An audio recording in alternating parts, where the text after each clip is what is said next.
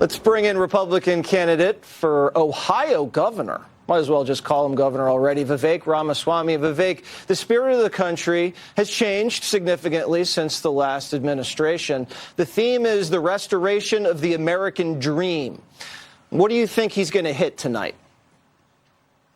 Well, talk about the contrast first, Jesse, from a year ago. I think that's what Donald Trump should and will hit.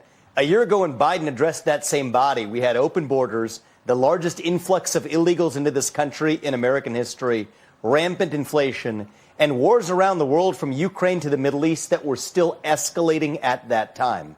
Now look at where we are just a few weeks into this presidency.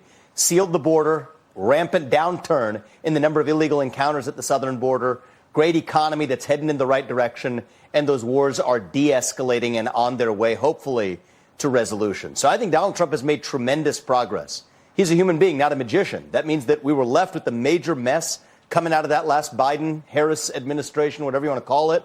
The reality is that's still going to take a bit of time to dig out of, and I think he should be frank with the American people who are going to be patient with him, who are behind him, who gave him that mandate for sweeping change. And I love that theme centered on the American dream, Jesse, because it's not just about what we're cleaning up or what we're tearing down, but also what fills that void and what takes its place.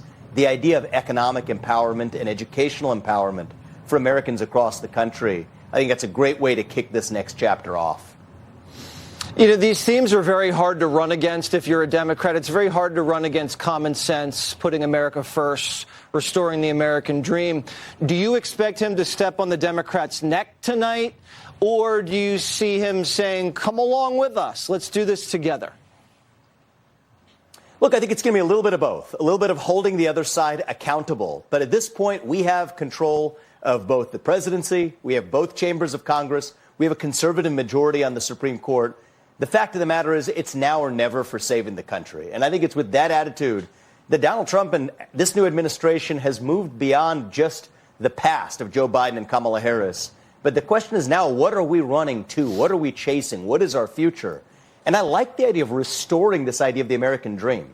Notice how we haven't even talked about that, verbalized the idea of the American dream over the last several years in our country. That's changing. What is the American dream?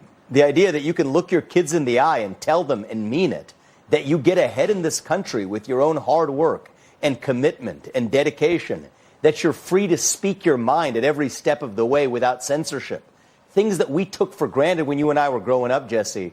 Things that we couldn't take for granted in the last several years. So I do think that this marks a bit of a moment of a transition, tonight does, from holding the prior administration accountable to say, we're turning the page on that. We're done with that chapter. Now we're moving on to our vision of what we actually stand for, not just as Republicans, but as Americans. And I will tell you, I was with Donald Trump over the weekend.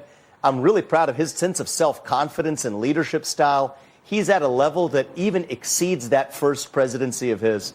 It's the second time in history that you have a president who took a break for 4 years, had a chance to reflect, then come back to take the country to the next level. This is historic tonight. It's only the second time in history that you have a president coming back to be able to address a body like this after 4 years away. And I think he's ready for that task and then some. And we're looking live here at some of the video of the White House as the president is about to get in the motorcade and head over to the Capitol. You said you've never seen the president so confident.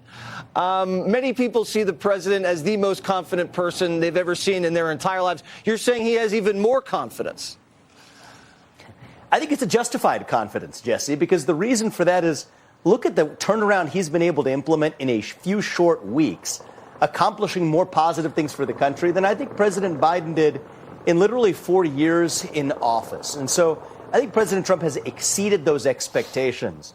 But as time passes, we're going to be talking less about Biden and more about what we're actually accomplishing. And one of the things I love about President Trump is he loves to keep people on their toes. He's going to, I would expect, have a few surprises woven in tonight, just like we're going to have positive surprises over the next couple of years. And I do think that that's what people love about him. He's spontaneous. He's authentic. That's what we voted for. We didn't vote for incremental change. We voted for sweeping structural change. That's what he's delivering. And I think it's going to take the country to, I really mean this, Jesse, not in a fake politician way, but in a true way. I mean this. Our best days still ahead of us. That's where he's going to lead us. All right, Vivek, thank you so much. We're just looking live at the beast right there, the president's motorcade, keeping the car idling, ready to go over to deliver this speech. Thanks so much, Vivek. There we